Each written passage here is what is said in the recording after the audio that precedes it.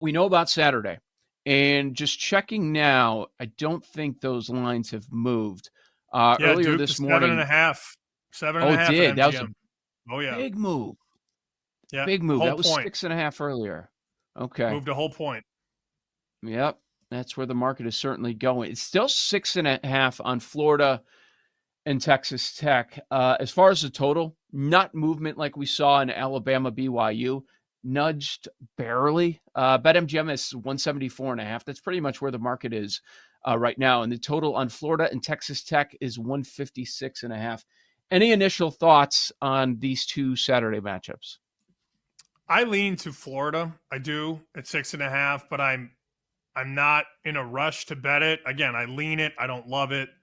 And anybody who has watched this show for more than 2 weeks knows that we have Duke several ways. Now, I got invested on the Final Four market, so I just need them to win. And we just got a tweet from Trip, who listens all the time, at Trip Tepper.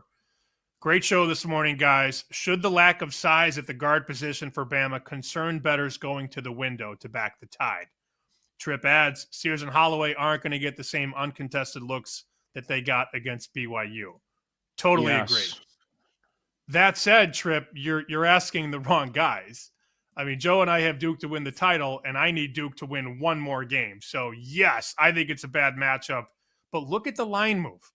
They opened 6.5, and off of a historic shooting night where Bama made 25 threes, the initial move from the wise guys is not to Bama, it's to Duke.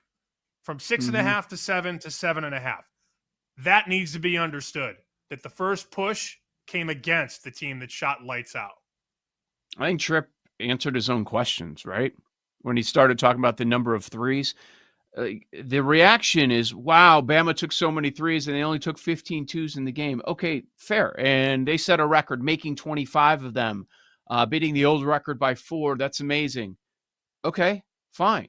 But he answered his own question because he hit on the key point. There's no way that this Duke defense, I know they had their issues last night, giving up 93 points, but there's no way this Duke defense gives the open looks that Bama was getting all night.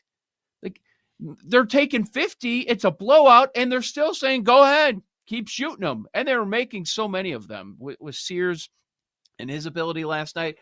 That was remarkable. Duke certainly, Bama certainly saw something in BYU's defense that was going to be their advantage. And did they attack it, and they were dropping because the coverage was not there. I understand the Duke move. That's where I would be. There's still a 6.5. It's juiced at minus 120, but yeah, it's probably going to be everywhere at 7.5. So some early looks on the Elite Eight matchups.